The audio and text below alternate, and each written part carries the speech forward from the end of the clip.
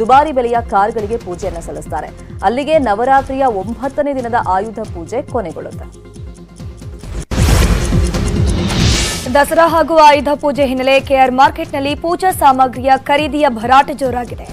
ಜನರು ಹಬ್ಬಕ್ಕಾಗಿ ಬೂದುಕುಂಬಗಳ ಹೂವು, ಬಾಳೆ ಎಲೆ ಖರೀದಿ ಮಾಡೋದ್ರಲ್ಲಿ ಫುಲ್ ಬ್ಯುಸಿಯಾಗಿದ್ರು.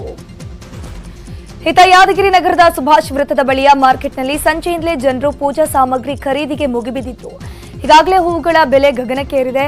ಈ ನಡುವೆ ಹಬ್ಬದ ಸಂಭ್ರಮದಲ್ಲಿ ಪೂಜಾ ಸಾಮಗ್ರಿ ಖರೀದಿಗೆ ಜನರು ಮಾರ್ಕೆಟ್ನಲ್ಲಿ ಕಿಕ್ಕಿರಿದು ಸೇರಿದ್ರು. ಮಾರ್ಕೆಟ್ನಲ್ಲಿ ಎತ್ತ ನೋಡಿದರತ್ತವೂ ಜನವೋ ಜನ.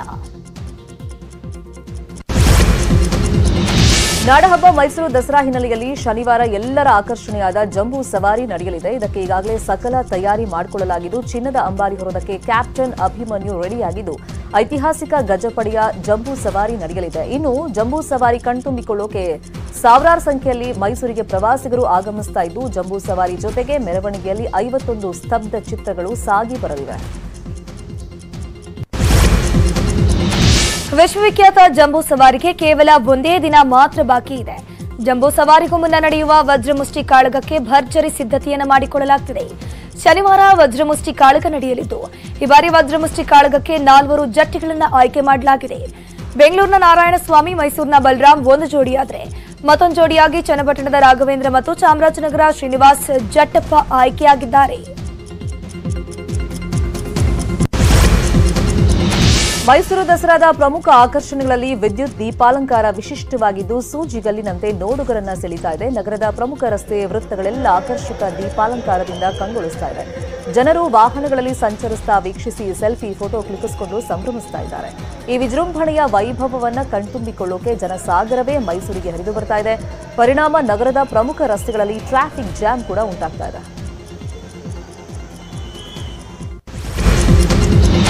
ಮೈಸೂರು ಯುವ ದಸರಾ ಕಾರ್ಯಕ್ರಮಕ್ಕೆ ಅದ್ದೂರಿ ತೆರೆ ಬಿದ್ದಿದೆ. ಕೊನೆಯ ದಿನವಾದ ನಿನ್ನೆ ಕೂಡ ಸಂಗೀತ ಮಾಂತ್ರಿಕ ಇಳೆಯರಾಜ ಮೋಡಿಗೆ ಮೈಸೂರಿಗರು ತಲೆದೂಗಿದ್ರು. ಕೊನೆಯ ದಿನ ಪದ್ಮವಿಭೂಷಣ ಇಳೆಯರಾಜ ಸಂಗೀತ ಸುಧೆ ರಸದೌತಣ ನೀಡಿದರು.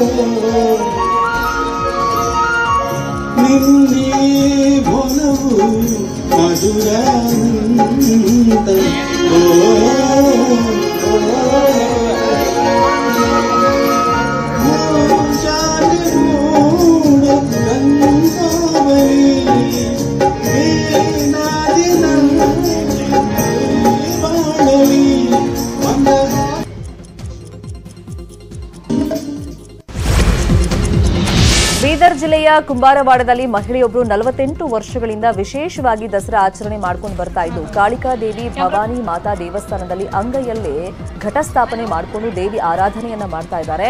ಪುಣಾವತಿ ವೈಜನಾಥ ಕೊಂಡಿ ಅನ್ನೋರು ಅನ್ನ ನೀರು ತ್ಯಜಿಸಿ ಮೈ ಮೇಲೆ ಘಟಸ್ಥಾಪನೆ ಮಾಡಿಕೊಂಡು ಧ್ಯಾನದಲ್ಲಿ ನಿರತರಾಗಿದ್ದಾರೆ. ಸುಮಾರು ವರ್ಷಗಳಿಂದ ಈ ಮಹಿಳೆ ಘಟಸ್ಥಾಪನೆ ಮಾಡಿಕೊಂಡು ಕೂತ್ಕೊಳ್ತಾರೆ.